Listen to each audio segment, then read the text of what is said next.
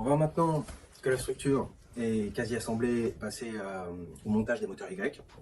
Donc le job des moteurs Y, c'est de faire tourner ici vos vis à billes pour faire avancer les axes. Ce qu'on ne veut absolument pas, c'est qu'il y ait la possibilité qu'un des axes Y puisse tourner tout seul, ce qui créerait finalement un désaxement de la machine.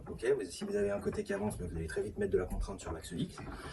Donc c'est une étape assez importante, et notamment, on le verra, le serrage des coupleurs rigides, qui sont ces pièces-ci. Donc vous en avez deux, un par axe. Donc le job de ces coupleurs, c'est de faire le lien entre l'arbre du moteur, ça c'est un de vos moteurs Y, et la vis à billes. Vous noterez que ce sont des coupleurs rigides, donc ils n'ont pas de déformation, ou en tout cas ils ont une très faible déformation. Et surtout, vous avez 4 vis de serrage. Donc il est important à ce stade-là de comprendre un peu le fonctionnement mécanique. Il faut que les 4 vis soient serrées de façon homogène, pour avoir une bonne prise. Et pourquoi je vous dis ça? Parce que si d'aventure vous commenceriez par serrer par exemple un côté à fond et qu'après vous vouliez serrer l'autre côté, eh bien votre coupleur flexible il va être désaxé, il va être un peu tordu, ce qui pourrait créer de la difficulté et un mauvais serrage de l'autre côté. Donc une clé à cette étape, ça va être d'appliquer un serrage très progressif aux vis du coupleur rigide. Donc typiquement, ce que je vais faire, puisque dans cette étape il va falloir que je le fixe d'un des côtés, soit le moteur, soit la vis à billes, donc je vais commencer par le fixer ici sur le moteur, mais je vais faire attention à ne pas appliquer un serrage maximal, et c'est seulement une fois qu'il sera inséré à la fois dans le moteur et dans la vis à billes que j'irai progressivement par étage appliquer le serrage max. Donc ici, je me débrouille juste pour qu'il soit solidaire avec le moteur. Vous voyez, là, il peut encore glisser, mais je sais qu'il va tenir jusqu'au montage. Ceci étant dit, on va commencer par installer la première entretoise. Le job des entretoises, c'est d'écarter le moteur de la structure, pour avoir la place d'y faire glisser le coupleur rigide.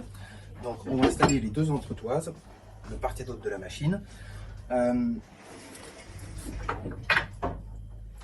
Notez qu'il y a une ouverture sur les entretoises, c'est un cube globalement, mais avec un côté ouvert.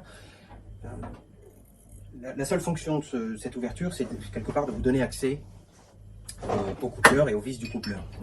Donc moi, je vous conseille d'avoir cette ouverture vers le haut. Maintenant, ce n'est pas une obligation absolue, et si pour une raison X ou Y, vous voulez le mettre sur un côté ou vers le bas même, vous en avez la possibilité. Donc je vais positionner l'ouverture vers le haut et le connecteur du moteur vers le bas, comme ceci. Je peux pré-enfiler mes 4 vis.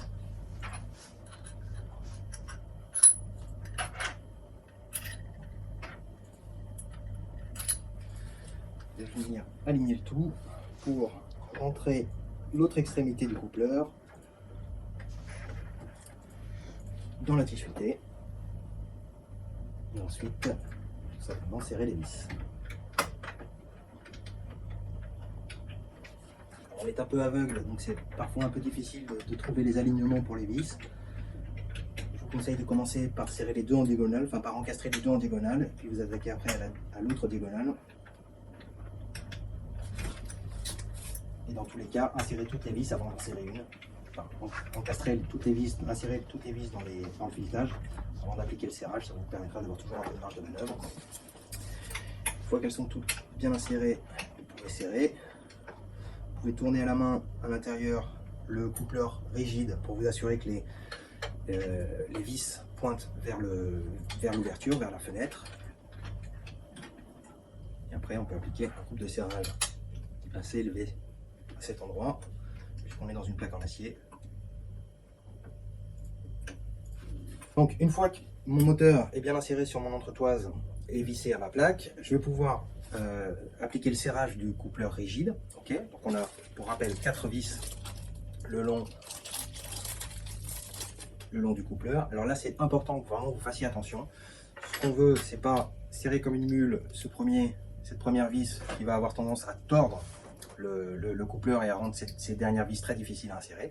On va appliquer un peu de serrage à la première, un peu de serrage à la seconde, la troisième, la quatrième, revenir en arrière, refaire un peu de serrage, peut-être sur deux ou trois fois, on va faire cette espèce de montée vis par vis pour appliquer plus de serrage, ce qui fait qu'à la fin on aura un serrage homogène entre celle-ci et celle-ci et celle-ci et celle-ci, et ça nous permettra donc d'avoir une très bonne tenue. Sachez que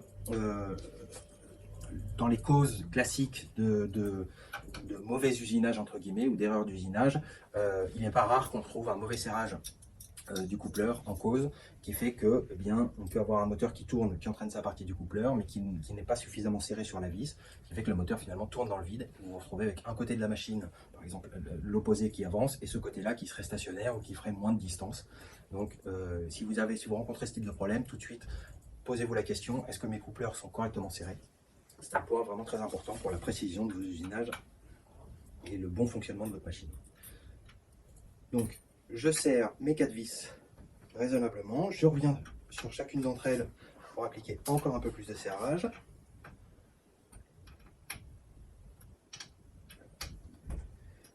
Et au dernier passage, c'est là que je vais mettre du couple de serrage sur chacune des vis pour m'assurer vraiment qu'elle n'ait pas la possibilité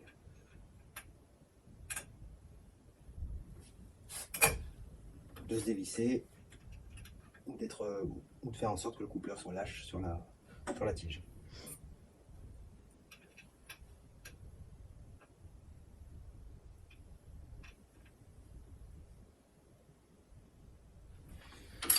Ok, donc là j'ai un bon serrage et surtout il est homogène sur les 4 vis.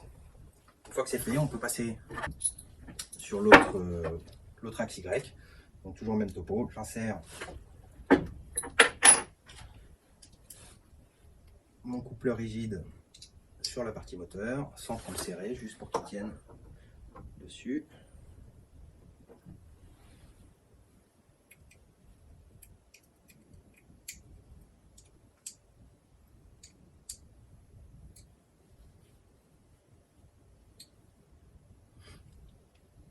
Alors au niveau de la profondeur d'encastrement, il n'y a pas vraiment de règle absolue. Idéalement, il faut que ce soit à peu près moitié-moitié, c'est-à-dire une moitié du coupleur engagé sur le moteur, une moitié du coupleur engagé sur la vis à billes. Maintenant, voilà, globalement, moi ça me donne à peu près cet espace-ci que vous voyez à l'image. Si c'est plus ou moins 2 mm d'un côté ou de l'autre, ça ne prête pas vraiment à conséquence, tant que vous avez un serrage homogène sur le coupleur. Donc je vais préparer l'ouverture en haut, la prise en bas et idéalement les vis qui sont accessibles par l'ouverture du haut. Prendre les 4 vis M5 R65 et reproduire l'opération de montage. Donc je peux préinsérer mes vis.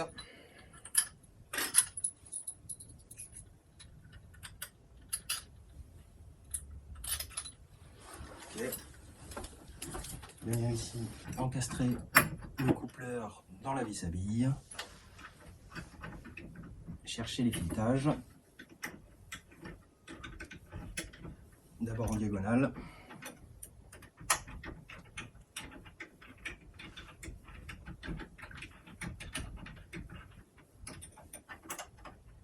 Je n'applique pas de serrage fort tant que j'ai pas tous les filetages insérés.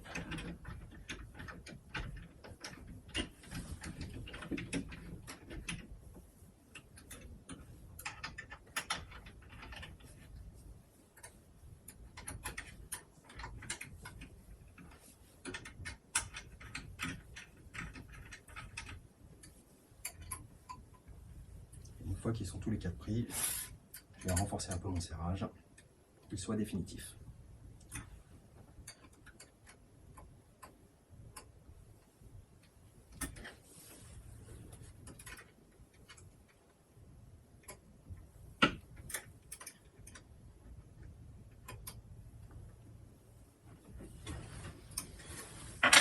Dernière étape, je vais visser progressivement, serrer progressivement les 4 vis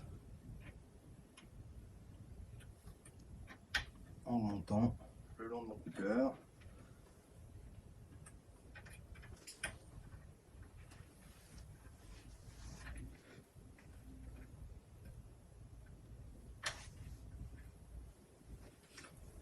Et en descendant, un peu plus de serrage.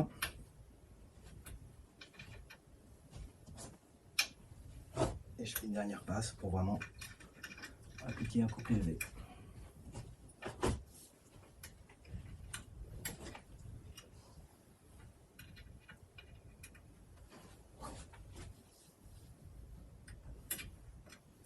Alors quand je dis couple élevé, faites tout de même attention à ne pas exagérer. Il s'agit de filetage, enfin il s'agit de pièces en aluminium. Donc on ne peut pas y appliquer exactement la même force de serrage qu'on ferait sur de l'acier. Mais il faut que ce soit globalement bien serré. Vous voyez là je tords ma clé Allen. Et surtout avec cette méthode, encore une fois, les serrages sont homogènes de haut en bas. Ce qui est vraiment, encore une fois, le point clé de cette étape de montage.